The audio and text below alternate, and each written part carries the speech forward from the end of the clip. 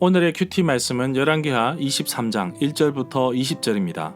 제목 종교 개혁을 일으킨 요시야. 먼저 앞뒤 문맥을 살펴보겠습니다. 남유다 13대 왕 히스기야의 아들 므낫세는 우상을 제거하고 하나님 앞에서 정직하게 살았던 아버지 히스기야를 본받지 않고 할아버지 아하스처럼 우상을 숭배하며 남유다를 영적으로 퇴보시키는 데 앞장섰던 사람입니다. 므낫세의 아들 아몬의 통치 기간이 2년밖에 되지 않지만 아버지 므낫세를 이어받아 우상의 길로 갔습니다. 반역에 의해 살해를 당했지만 남유다 백성들은 반역에 동조하지 않고 아몬의 어린 아들 요시야를 남유다 16대 왕으로 세웁니다. 요시야는 8세에 남유다 16대 왕이 되었습니다. 요시야는 다윗의 버금가는 왕으로 평가하고 있습니다. 요시야는 성전을 수리하면서 율법책을 발견하고 그 율법책을 읽을 때 죄를 발견하고 남유다의 죄악을 겸손하게 회개하게 됩니다. 그러나 여호와 하나님은 남유다에 대한 심판을 하시기로 합니다. 하나님의 율법 앞에서 겸손하게 엎드린 요시야에게 심판을 내리지 않겠다고 약속하십니다. 여호와께서 유다를 향한 심판의 뜻이 확정되자 요시야는 백성들을 모아서 하나님과 언약을 체결함과 동시에 그 언약에 대한 개혁, 종교 개혁을 단행하게 됩니다. 바로 백성들이 그 언약을 지켜 살도록 한 것입니다. 문단을 나눠보겠습니다. 1절부터 3절은 언약을 체결하다, 4절부터 20절은 우상을 제거하다. 2절에 보면 요시야 왕이 여호와의 성전에 올라갈 때에 유다의 모든 백성과 예루살렘의 모든 주민과 제사장들과 선지자들과 모든 백성의 어른으로부터 아이에 이르기까지 모든 백성이 왕과 함께 성전으로 올라갔습니다. 그때 왕은 여호와의 성전에서 발견한 언약책에 있는 모든 말씀을 읽어서 사람들에게 들려주도록 하였습니다. 여호와의 성전에서 여호와의 율법책을 발견한 사람은 바로 대제사장 힐기야였습니다. 모세를 통하여 기록된 율법에 보면 매 7년 끝에 면제년의 초막절에 온 이스라엘이 하나님 여호와 앞 그가 택하신 곳에 모일 때에 이 율법을 낭독하여 온 이스라엘에게 듣게 하라고 말씀하고 있습니다. 신명기 31장 10절에 나옵니다.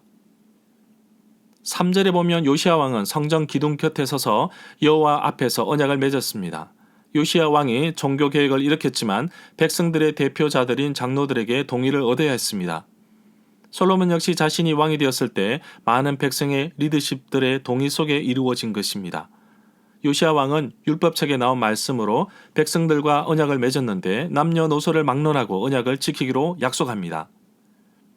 결국 유다 백성들은 여호와의 율법을 지킬 의무가 생긴 것입니다. 여기에서 율법책은 구속력이 있는 원시 문서로서 언약책이라고 불립니다. 요시야 왕이 백성들과 함께 맺은 언약을 이전에 모세가 출애굽 1세대 백성들과 맺은 언약과도 견줄 수 있을 만합니다. 4절에 보면 요시야 왕이 대제사장 힐기야와 그 아래 제사장들과 문지기에게 바알과 아세라와 하늘의 모든 별들을 위해 만든 것을 여호와의 성전에서 다 내어오라고 명령을 내렸습니다. 요시야는 그것들을 여호와의 성전에서 내어다가 예루살렘 바깥 기드론 밭에서 그것들을 모두 불에 태우고 그 태운 재를 베델로 가져가게 하였습니다. 므낫세 왕은 자기 아버지 히스기야가 헐어버렸던 산당을 다시 세웠고 북이스라엘 아합의 행위를 따라 바알을 위해 제단을 쌓고 아세라 목상을 만들었고 하늘의 일월 성신을 경배하여 섬겼다고 열왕기하 21장 3절에 기록하고 있습니다. 5절에 보면 요시야 왕은 유다의 역대 왕들이 유다의 성읍과 예루살렘 주위에 있는 산당들에서 분향하여 우상을 섬기게 한 제사장들을 내쫓았습니다. 그리고 바알과 해와 달과 별대와 하늘의 모든 별에게 분향하고 제사를 지내는 사람들을 모두 몰아냈습니다. 요시야의 할아버지 므낫세 왕이 이렇게 만들었습니다. 이러한 내용은 열왕기하 21장 3절에 나옵니다. 6절에 보면 요시야 왕은 백성들이 여호와 하나님과 언약을 맺고 나서 잘못된 풍습과 이방신을 섬기는 모든 풍속들을 제거하기 시작했습니다. 유다에 이만큼 우상을 끌어온 사람이 바로 요시야의 할아버지 므낫세입니다. 7절에 보면 또 요시야 왕은 여호와의 성전에 남아있는 남창의 집을 깨끗이 헐어버렸습니다. 이 집은 여인들이 아세라 숭배에 쓰인 천을 짜는 처소였습니다. 남유다 3대 아사 왕도 여호와 앞에서 다윗처럼 정직하게 행하였는데 그 땅에 남색하는 자를 백성들 앞에서 쫓아내었습니다. 요시야 왕은 할아버지 므낫세가 끌어왔던 우상을 제거합니다. 므낫세가 친아수르 정책을 폈는데 결국 우상들을 제거하면서 친아수르 세력도 약해지고 왕권을 더욱더 강화할 수 있었습니다.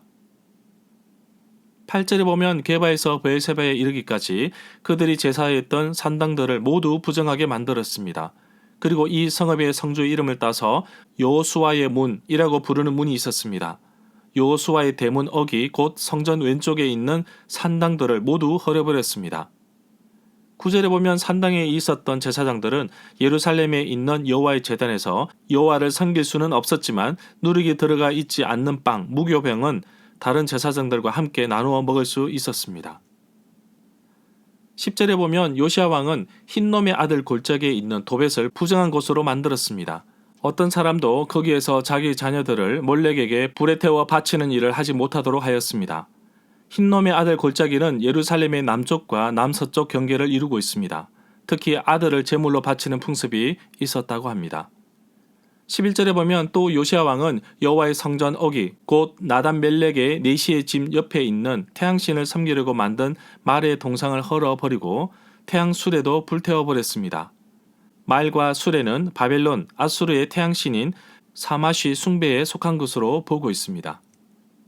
12절에 보면 또 요시야는 유다 왕들이 만든 아하스의 다락방 옥상에 세운 제단들과 므낫세가 여호와의 성전 안팎들에 세운 제단들을 모두 제거해서 모두 부수었습니다. 그리고 가루로 만들어서 기드론 시내에 뿌렸습니다. 옥상에 세운 제단에서 우상을 섬기는 모습은 예레미야 19장 13절에도 나옵니다. 다락 지붕에 세운 제단은 아수르의 천체 숭배와 관련이 있는 것으로 볼 수 있습니다. 유다의 여러 왕들 가운데 므낫세가 앞장서서 우상을 끌어들인 장본인입니다.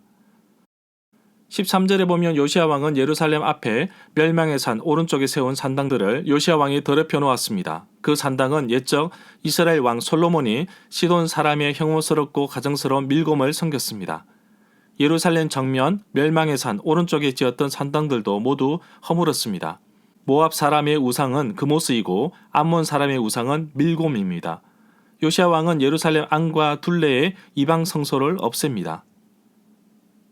14절에 보면 요시야 왕은 돌 우상, 석상을 깨뜨려 버렸고 아세라 목상을 토막토막 자르고 그곳을 죽은 사람의 뼈로 가득 채웠습니다. 출애굽기 23장 24절에 보면 이스라엘 백성들이 지켜야 하는 것들을 말씀하고 계십니다. 그들의 신을 경배하지 말며 섬기지 말며 그들의 행위를 본받지 말고 그것들을 다 깨뜨리며 그들의 주상을 부수고 내 하나님 여호와를 섬기라고 말씀하고 있습니다. 15절에 보면 요시야 왕은 느바세 아들 여로보암이 베델에 만든 제단과 산당을 헐었습니다. 산당을 불태워 가루로 만들었고 아세라 목상은 불에 태웠습니다. 북이스라엘 초대 왕은 느바세 아들 여로보암입니다. 그가 베델에 다는 이스라엘 백성들로 하여금 죄를 짓도록 하였던 제단입니다. 이제 요시야의 종교개혁은 남유다를 넘어서 이스라엘로 향하고 있습니다. 베델은 북이스라엘의 중앙 성소라고 볼 수 있습니다.